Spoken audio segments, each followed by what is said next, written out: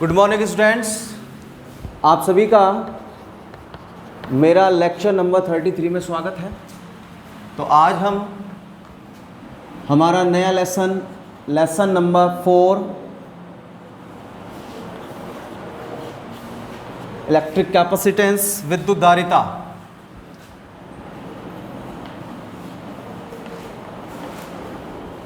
के बारे में गणना करेंगे। तो आप ढंग से पढ़ें, ढंग से समझें और ढंग से सुनें। ढंग से सुनोगे तो ढंग से समझ में आएगा और ढंग से देखेंगे तो कंसेप्ट भी क्लियर हो जाएगा। आ रही बात समझ में? तो इस चैप्टर को 2 भागों में विभाजित कर रखा है भैया, तो मैं इसको डिवाइडेशन करके पढ़ा रहा हूँ आपको। तो ध्यान दीजिए, जैसा कि हमारे चैप्टर का नाम है विद्युत धारिता, ठीक है, तो इसका पहला कंसेप्ट तो बनेगा विद्युत से रिलेटेड, जिसमें चालक, कुचालक, चालक पदार्थ, कुचालक पदार्थ, मुक्त आवेश, बद्ध आवेश, पैरावैद्युत पदार्थ, पैरावैद्युत पदार्थों में ध्रुवण, ध्रुवण सदिश, वैद्युत प्रवृत्ति, रेखीय समदैशिक पदार्थ, इन सभी पदार्थों के बारे में हम पढ़ते हैं, जो कि मोस्टली किससे रिलेटेड होते हैं? इलेक्ट्रिक से रिलेटेड होते हैं। उसके बाद जो सेकंड पार्ट बनता है वो बनता है हमारे पास धारिता, जिससे हम बोलते हैं कैपेसिटेंस, ठीक है ना। तो सेकंड पार्ट बनता है हमारे पास धारिता से रिलेटेड। तो हम धारिता से स्टार्ट करते हैं, बाद में हम विद्युत के बारे में पढ़ेंगे, ठीक है। तो इतना इसी चैप्टर है कि मैं बता नहीं सकता आपको, इसका कोई पैमाना नहीं है इसकी इजीनेस को मापने वाला, लेकिन ये इजी तभी बनेगा जब आप इसको ढंग से सुनोगे और ढंग से समझोगे, ठीक है। तो हमारा पहला टॉपिक है धारिता। धारिता, ठीक है, जिसे हम इंग्लिश में बोलते हैं कैपेसिटेंस। तो ध्यान दीजिए बच्चों, आपसे कोई पूछे what is the definition of capacitance या व्हाट इज कैपेसिटेंस, धारिता क्या है या धारिता हम किसे कहते हैं, तो सिंपल सी एक बात याद रख लेना, किसी भी चालक की आवेश को ग्रहण करने की जो क्षमता होती है, जो उसकी इफिशियंसी होती है, तो किसी भी चालक की आवेश को ग्रहण करने की जो क्षमता होती है उसकी क्या कहलाती है? धारिता कहलाती है। अरे बात समझ में? तो क्या बनी लॉजिक सी चीज़ कि किसी भी चालक की आवेश को ग्रहण करने की क्षमता धारिता कहलाती है। कहने का मतलब ये कोई कंडक्टर बॉडी है, कोई भी एक कंडक्टर प्लेट है, ठीक है ना। अब ये कंडक्टर प्लेट जितनी ज़्यादा अत्यधिक मात्रा में चार्ज को एब्जॉल्व करेगी, फॉर एग्जाम्पल यहाँ पर 1000 चार्जेस हैं, ठीक है ना। अब ये मान लीजिए इसमें से 1000 कूलम में से 999 कूलम भी अधिकतम ये आवेश को ग्रहण कर सकती है, तो ये इसकी क्या बन जाएगी? धारिता बन जाएगी। अरे बात समझ में? तो किसी भी चालक की आवेश को ग्रहण करने की क्षमता को हम क्या कहते हैं? धारिता, ठीक है। ये तो इसकी परिभाषा, नॉर्मल सी परिभाषा है। अब इसके बाद हम पढ़ते हैं इसके पार्ट्स के बारे में, यानी कि आगे इसका फंक्शंस क्या बनेगा, इसके फॉर्मूले क्या बनेंगे। तो एक चीज़ हमेशा ध्यान रखना, जैसा कि आपने लास्ट चैप्टर्स में या लास्ट लेक्चर्स में मैंने खूब सारा आपको चार्ज डिस्ट्रीब्यूशन के बारे में पढ़ाया है। चार्ज डिस्ट्रीब्यूशन का मतलब आवेशों के वितरण के बारे में भी मैंने आपको खूब पढ़ाया है। तो अब मैं यहाँ से धारिता का सूत्र निकालूंगा। तो धारिता का सूत्र कैसे निकलेगा? तो आप ध्यान रखना, जैसे ही किसी चालक को आवेश दिया जाता है, जैसे किसी चालक को आवेश दिया जाता है, अरे बस समझ में, आवेश देने पर क्या होगा? विभवांतर उत्पन्न होगा, ठीक है। तो किसी भी चालक को दिया गया आवेश उस चालक पर उत्पन्न विभवांतर के कैसा होगा? समानुपाती। दैट मीन्स जितना चार्ज दोगे उतना ही पोटेंशियल्स पाओगे। तो दोनों एक दूसरे के कैसे हो गए? डायरेक्टली प्रोपोर्शनल हो गए ना, समानुपाती हो गए। तो आपके मान लीजिए बोर्ड में क्वेश्चन आता है कि धारिता किसे कहते हैं, इसका सूत्र व्युत्पन्न कीजिए। तो आप फर्स्ट ऑफ ऑल तो धारिता की परिभाषा को शो करेंगे। और धारिता की परिभाषा क्या बनती है बेटा? धारिता की परिभाषा बनती है कि किसी भी चालक की आवेश को ग्रहण करने की क्षमता उसकी धारिता कहलाती है। अब बात करते हैं हम फंक्शन की, सूत्र कैसे निकालेंगे? तो सूत्र की वैल्यूशन क्या बनती है कि सर जैसे किसी चालक को आवेश दिया जाता है तो जिस मात्रा में आप आवेश देंगे उसी मात्रा में हमें क्या प्राप्त होगा? पोटेंशियल प्राप्त होगा। तो मैंने किसी चालक को कितना आवेश दिया है? क्यू आवेश दिया है, दे दिया क्यू। अब मैं जितना आवेश क्यू दे रहा हूं, तो किसी चालक को दिया गया आवेश क्यू, उस चालक पर उत्पन्न विभवांतर वी के कैसा होगा? समानुपाती। तो मेन फंक्शन क्या आ गया? Q is directly proportional V. इस चीज को आप ध्यान रखेंगे लास्ट तक। सारे न्यूमेरिकल, सारे फंडामेंटल इसी फंक्शन पर डिपेंडेंट करते हैं कि किसी भी चालक को दिया गया चार्ज क्यू, उस चालक के विभवांतर वी के कैसा होता है? समानुपाती। तो वैल्यूशन बनेगी, अगर इसको मैं बैलेंस करूंगा तो वैल्यूशन बनेगी मेरे पास समानुपातिक चिन्ह के बराबर में कन्वर्ट हो गया, एक कांस्टेंट आता है सी और ये विभवांतर वी। तो क्या सूत्र बन गया मेरे पास? Q बराबर CV। जहाँ पर Q किसी भी कंडक्टर को दिया गया चार्ज, C उस कंडक्टर की कैपेसिटेंस और B उस कंडक्टर का पोटेंशियल। यानी कि Q आवेश है, C धारिता है और V क्या है बेटा, विभव। यहाँ से मैं धारिता का सूत्र निकाल सकता हूँ, C बराबर में Q/V। ये आ जाता है किसी भी चालक की धारिता का सूत्र, C बराबर में Q/V। ठीक है ना। तो आपने देखा कि सर किसी भी चालक को हम जितना चार्ज दे रहे हैं वो चार्ज उस चालक पर उत्पन्न विभवांतर के समानुपाती है। बैलेंस किया, Q बराबर C भी, C क्या है, एक कांस्टेंट है जो कि क्या कहलाता है, चालक की धारिता। हमें धारिता ही तो निकालनी है, तो C बराबर में क्या आ गया, Q/V। ठीक है। अब जरा ध्यान, मात्रक,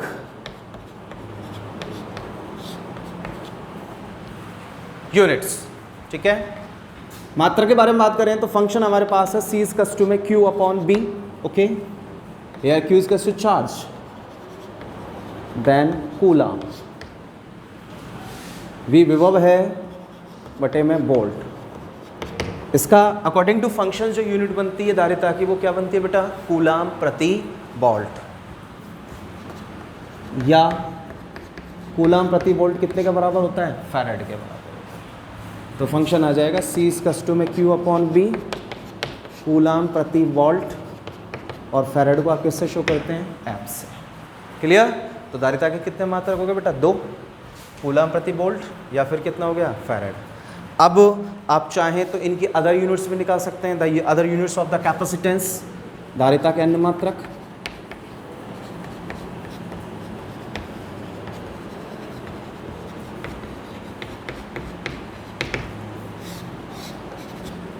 ठीक है, ध्यान दीजिए। मैं जानता हूँ कि C बराबर में होता है Q/B।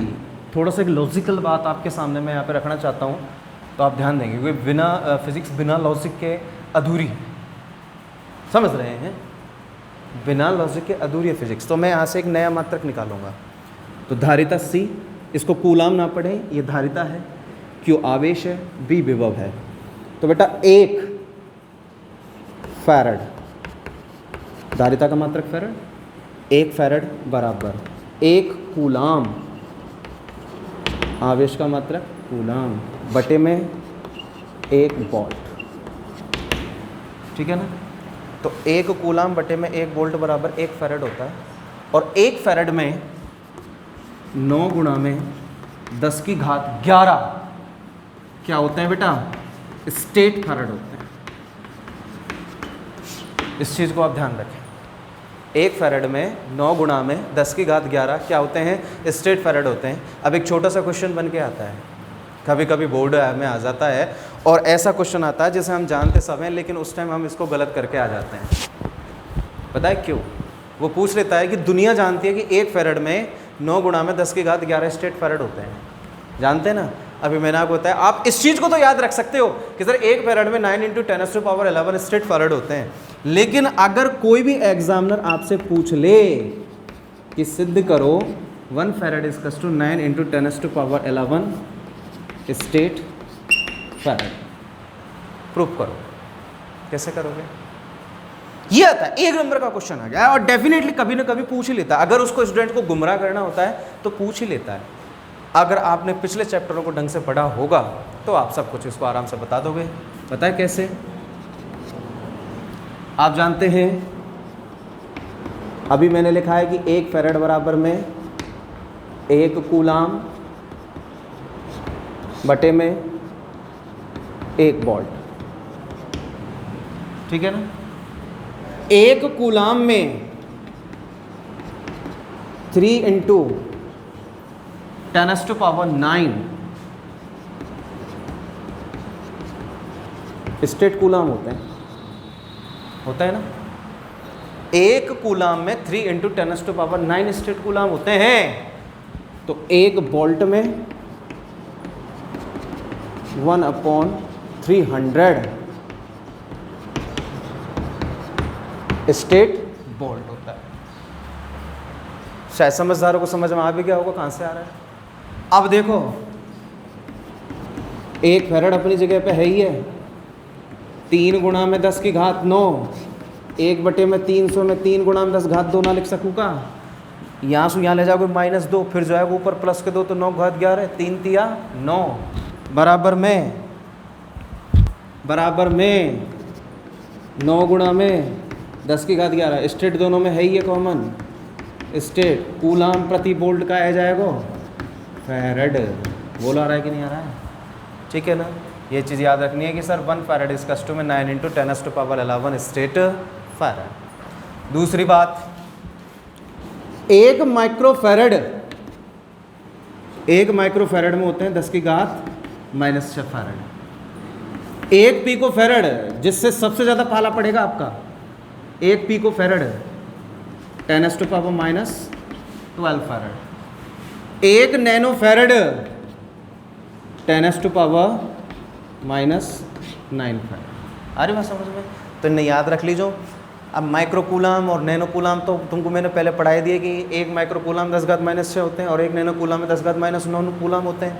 एक नई चीज़ जुड़ी है, पीको का मतलब -12। आगे बात है पीके को तो 10⁻−12 फैरेड। ये हो गए मात्रक। तो देखो बच्चों, देवियों और सज्जनों, अब मैं थोड़ी सी जानकारी इसके बीमा के बारे में देता हूँ। देखो हमें बहुत स्लोली पढ़ना है, जल्दबाजी को तो हमको कोई अवार्ड ना लेना। कैसे पढ़ना है हमें? स्लोली। एक सॉन्ग है स्लोली स्लोली, अगर आपने सुना हो तो, गुरु रंधावा का है ना, स्लोली स्लोली नाच तू। तो ऐसे स्लोली स्लोली नाचना है हमको। अब कैसे नाचेंगे? आ जाइए। बीमा, जिसको इंग्लिश में बोलते हैं डायमेंशन, C = Q/B। अब बहुत से यहाँ में इतने गंवार हैं वे आगे बीमा ना निकाल सकें। क्यों? बीमा उनने पढ़ी है 1 साल पहले। गुरुजी हमारे 1 दिन पहले को याद ना रहे, 1 साल पहले की चीज़ हम कैसे याद रखेंगे?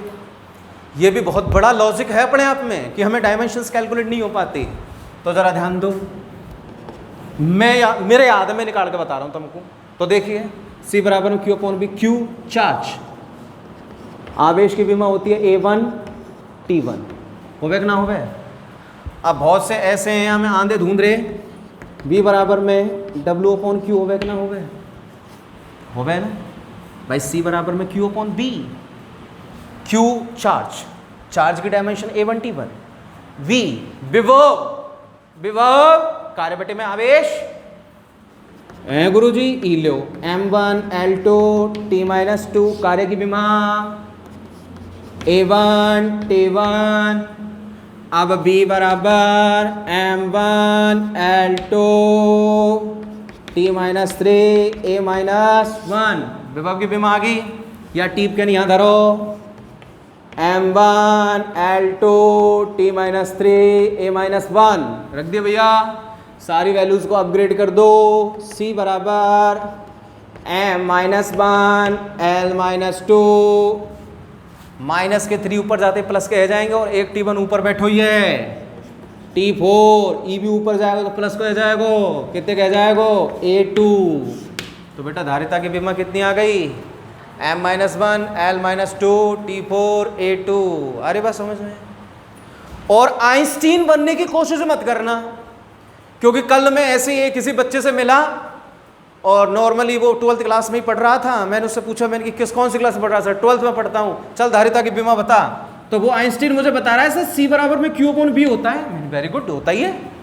तो उसने कहा सर Q बराबर में B बराबर में W/Q, और साहब Q से Q कट जाएगा, W की बीमा आ जाएगी, उसको इन्वर्स कर देंगे साहब, धारिता के बराबर आ जाएगी। तो ऐसे आइंस्टीन बनने की आवश्यकता नहीं है। Q से Q काट दिया, बताओ क्या बिगाड़ा इस Q ने तुम्हारा? जुड़ते काट दियो, मैं दोच सकता हूं किसी भी सेकंड, ठीक है ना। तो ये हो गए हमारे पास डायमेंशन। तो देखो बेटा, लॉजिकल बात कर रहे हैं हम, लॉजिकल, ठीक है, और लॉजिकल ही हमें आगे बढ़ना है। तो हमने सबसे पहले धारिता के बारे में पढ़ा, धारिता क्या होती है, धारिता का सूत्र पढ़ा, और धारिता के सूत्र के बारे में पढ़ने के बाद हमने उसके मात्रक निकाले, मात्रक के बाद हमने उसकी बीमा निकाल ली, ठीक है, ओके। अब हमारे पास अगला टॉपिक आता है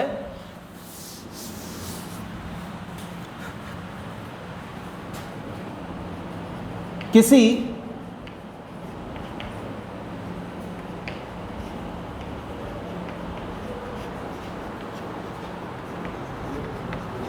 गोलीय चालक की धारिता। अब तुम यूँ सोचोगे साहब ये फिजिक्स में गुरुजी इतने इजी से टॉपिक हैं फिर भी हमारे नंबर ना आए, हमें क्यों ना आए हमें?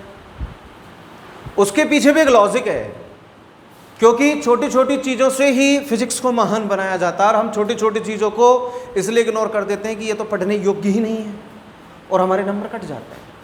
अब मैं यहाँ पढ़ा रहा हूँ किसी गोले चालक की धारिता है। अब तुम देखो ये बहुत छोटा टॉपिक है लेकिन बहुत खुरापाती और अपने आप में, क्योंकि इसी टॉपिक से रिलेटेड एक अन्य टॉपिक और पढ़ेंगे। जैसे हम इस चैप्टर के एंड में पहुँचेंगे तो वहाँ पे बहुत तगड़ा कन्फ्यूजन उत्पन्न होता है और वो कन्फ्यूजन तभी उत्पन्न होगा अगर अब हम यहाँ ध्यान नहीं देंगे। तो अगर हमने यहाँ पर ध्यान दिया है तो हम समझ जाएंगे कि हाँ सर ने हमें उस टाइम वो वाली बात बताई थी। ठीक है, तो बेटा मेरे पास कोई भी एक गोला है जिसकी त्रिज्या कितनी है, कैपिटल आर है, वास्तविक यानी एक्चुअल रेडियस कैपिटल आर है। तो कोई भी गोला ले लिया जिसकी रेडियस कैपिटल आर है, अब उसको मैंने क्यू चार्ज दिया है, गोले को मैंने क्यू चार्ज दिया है, तभी तो वो चालक बनेगा। अरे जब तक आवेश नहीं दूंगा तो वो कंडक्टर बॉडी बन जाएगा क्या? नहीं बनेगा ना। तो कोई भी गोला है, मैं ये नहीं कह रहा हूँ कि वो चालक है, उसको चालक बनाया जा रहा है। तो कोई भी एक गोला है जिसकी रेडियस कैपिटल आर है, अब उसको कंडक्टर में कन्वर्ट करने के लिए मैंने उसको क्यू चार्ज दिया है। अब जैसे ही मैं उसको क्यू चार्ज दे रहा हूँ तो उस पर विभव उत्पन्न होगा कि नहीं? Because we know that also very well Q is directly proportional B. अरे नहीं बात समझ में, कुछ बात तो सारी समझ में आती है हमारे।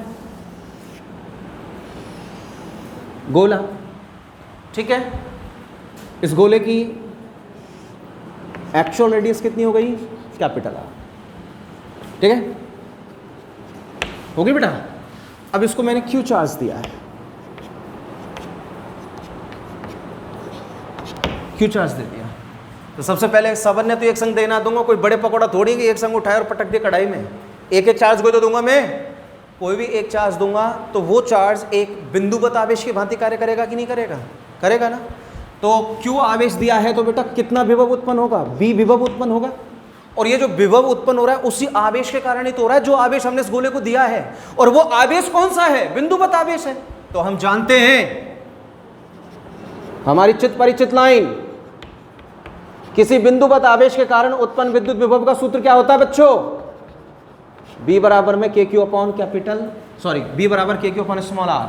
लेकिन हमारे पास यहां पर जो भी डिस्टेंस होगी सतह की, सेंटर पॉइंट O से जो भी दूरी होगी वो कैपिटल आर के बराबर है क्या? नहीं। तो B बराबर में कितना हो जाएगा बच्चों? के Q upon capital R. Potential आ गया। क्या ज्ञात करनी है? धारिता। C इज इक्वल्स टू में Q अपॉन B।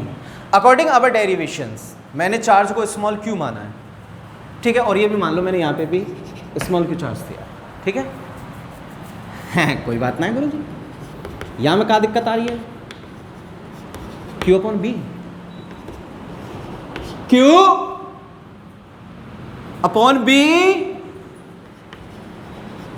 के Q अपॉन R, कट्टुस, Q से Q कट्टुस, R वो कह रहा है मैं इस दरंदी के नीचे नहीं रह सकता, ऊपर जाओ, ऊपर जाएंगे R upon K, R upon K। अब वैल्यू आ रही है C इज इक्वल टू में R अपॉन K। अब बताओ इस सूत्र बढ़िया लग रहा है देखने में? लग रहा है का? कतई भी अच्छा ना लग रहा, बहुत बुरा लग रहा मुझको तो ही। तो इसको हम पैंट शर्ट पहनाएंगे। क्या पहनाएंगे? Pant shirt. और पैंट शर्ट पहनाएंगे कैसे? आप जानते हैं के इज कस्टम 1/4πε0। और एक बात तुमको बताऊं राज की, जब तुमको माध्यम की स्थिति क्लियर ना हुए ना, निर्वात मान ले करो, क्योंकि ये यूनिवर्सल सिचुएशन है। कौन सी? निर्वात वाली। और निर्वात में के को मान तुमको मैंने आज से 1 महीना पहले बता दियो, कहीं रे 1/4πε0 के बराबर। अरे बस समझ में, जहाँ एप्सिलॉन नॉट निर्वात की विद्युतशीलता रहे, जहाँ को संख्यात्मक मान रहे 8.85 × 10⁻⁻12 रहे ना, ये आगे मान तुम यहाँ रखोगे तो C बराबर में R अपॉन 1/4πε0। अब ये भाई साहब कहाँ चले जाएंगे? ऊपर। तो C बराबर 4πε0 इंटू कैपिटल R। आ रहा है नहीं आ रहा है? आ रहा है। ई बेटा गोले चालक की धारिता का सूत्र आगो ना आगो? आगो ने। और ये काय की उपस्थिति में आ रहा हो बेटा? निर्वात की उपस्थिति में। काय की उपस्थिति में आ रहा है बच्चों? निर्वात की उपस्थिति। किसकी उपस्थिति में? निर्वात। अब निर्वात यूनिवर्सल कंडीशन तो है, लेकिन अपने आप एक पहचान है। अब मैं अभिनव अवस्थी हूं, मेरे हम शक्ल के 5 मिल सकते हैं, लेकिन उनकी क्वालिटी मेरी क्वालिटी से तो भिन्न ही होगी। नॉट लगा दिया। अब यह बताएगा कि इस गोलीय चालक की जो मैंने धारिता निकाली है वो किस में निकाली है? निर्वात में निकाली है। निकाली है ना? तो C नॉट बराबर 4 pi epsilon not into capital R। ठीक है, अब जरा ध्यान दीजिए मेन चीज। अब ध्यान दीजिए, अगर अब मैं बात करूं माध्यम की कि साहब यह कंडीशन है तो माध्यम में निकाल के बताओ, जब तो हम माने कि गुरुजी तब में दमे और ना है तो गुरुजी हम कतई नहीं मानेंगे साहब। माध्यम में निकाल के बता, तो माध्यम में कैसे निकालेंगे? तो आप एक लाइन लिख दो बस, माध्यम की उपस्थिति में। अब देखो बच्चों, या तो वो आपको माध्यम का नाम दे दे, या तो वो आपको माध्यम का नाम दे दे, और दे क्या दे? देगा ही, बताएगा कौन सा माध्यम है। दूध को, दही को, छाछ को, तेल को है, मिट्टी के तेल को है, या कछु और अंगार धूर्वा में भर रहा है, तो माध्यम ही है ना? तो मैं कह रहा हूं माध्यम की उपस्थिति, और कौन सा माध्यम ले रहा हूं मैं? पैरावैद्युत माध्यम ले रहा हूं।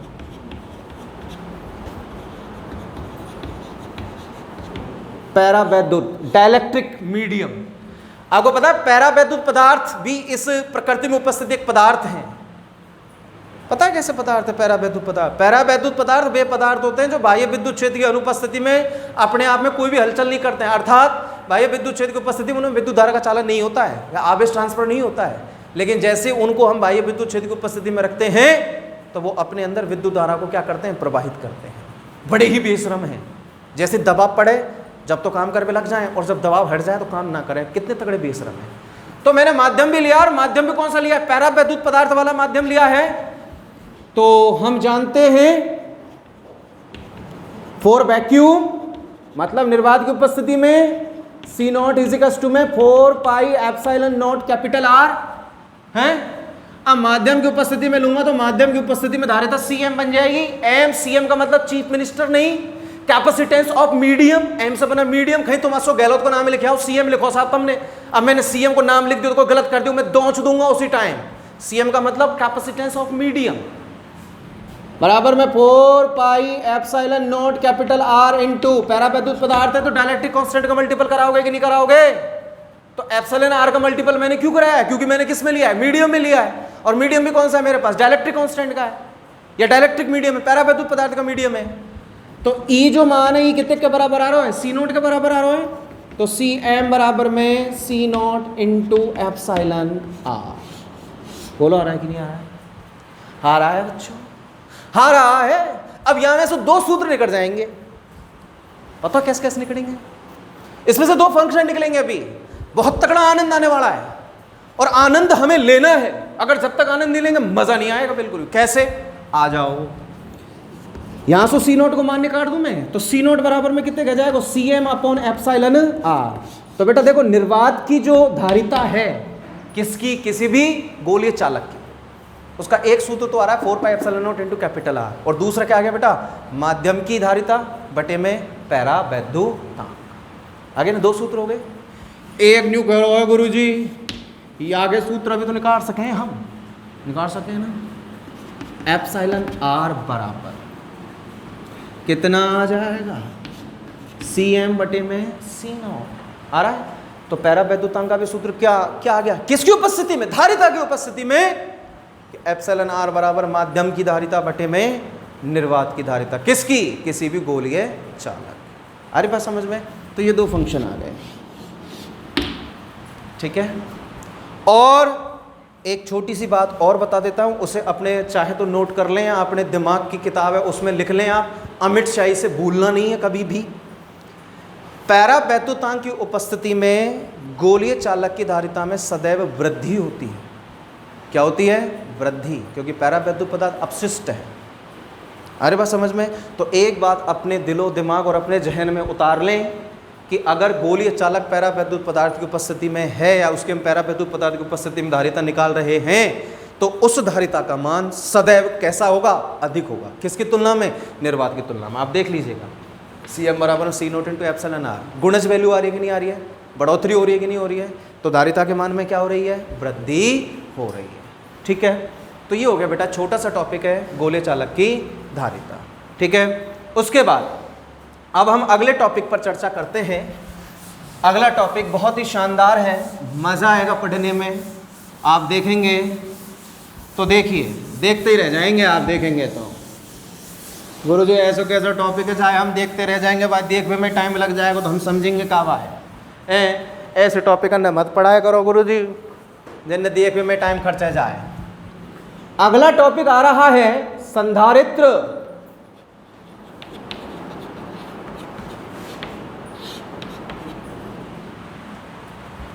अगला टॉपिक है संधारित्र। ये कहानी है एक ऐसे भाई की जो अपनी बहन से कई साल पहले बिछड़ गया। संधारित्र भैया हैं और इनकी बहन है धारिता। और मैं हूं एक धर्मगुरु, मुझको पहले धारिता मिली, फिर कौन मिला? संधारित्र। और मैंने दोनों को मिलवाया, और दोनों को मिलवाने के बाद एक नए कांड की रचना कर दी है और वहां से युग्म उत्पादन करवा दिया। कैसे? धारिता तुमने पढ़ ली, बहन की कहानी पढ़ ली, अब बारी आ रही है भाई की कहानी।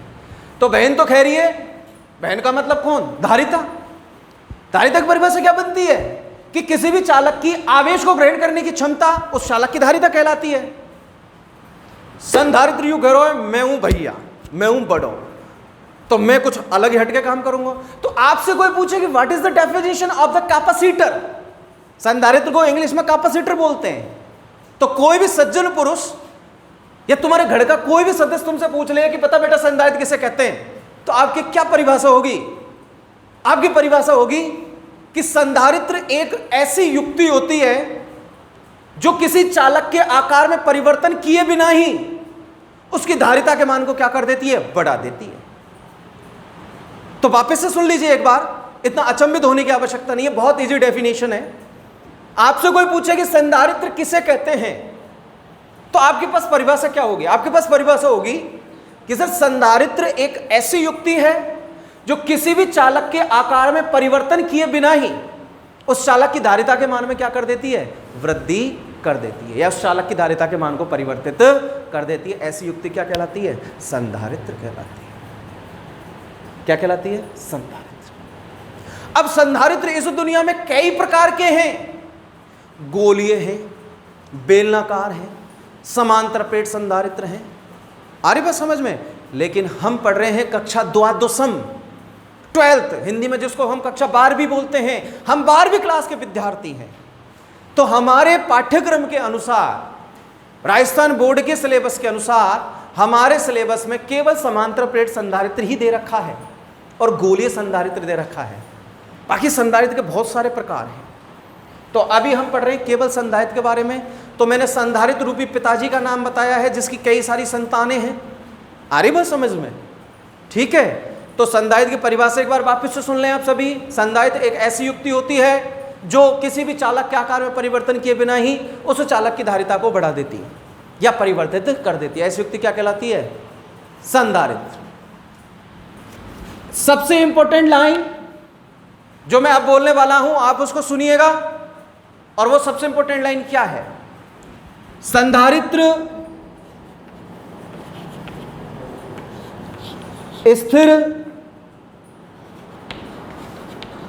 वैद्युत प्रेरण, संधारित्र स्थिर वैद्युत प्रेरण के सिद्धांत पर कार्य करता है। अगर बोर्ड में क्वेश्चन आ जाए कि संधारित्र किस सिद्धांत पर कार्य करता है, तो आप क्या जवाब देंगे? स्थिर वैद्युत प्रेरण के सिद्धांत पर कार्य करता है। अब इसको मैं सिद्ध कराऊंगा आपको कि गुरुजी कैसे करता है। याद कीजिए, प्रेरण के द्वारावेशन मैंने आपको लेसन नंबर 1 में पढ़ाया था। प्रेरण के द्वारावेशन मैंने आपको लेसन नंबर 1 में पढ़ाया था। तो जो कहानी मैंने वहां दोहराई थी, वही कहानी अब यहां पर दोहराने वाली है। अगर आपसे कोई कहे, डिपेंड करता है क्वेश्चन किस लैंग्वेज में बना है। अगर क्वेश्चन बन रहा है आधे नंबर का, संधारित्र के सिद्धांत पर कार्य करता है, तो एक लाइन लिखकर खत्म करो, स्थिर वैद्युत प्रेरण के सिद्धांत पर कार्य करता है। अगर क्वेश्चन आया 2 नंबर का, संधारित्र किस सिद्धांत पर कार्य करता है, समझाइए, तो आपको पहले तो लिखना पड़ेगा कि संधारित्र स्थिर वैद्युत प्रेरण के सिद्धांत पर कार्य करता है, फिर उसका वर्णन करना है कि कैसे कार्य करता है। आ रही बात समझ में? तो संधारित्र का स्थिर वैद्युत प्रेरण के सिद्धांत पर कार्य करना, किस प्रकार से कार्य करता है, इसकी जानकारी आपको मिलेगी नेक्स्ट क्लास में। तब तक के लिए धन्यवाद।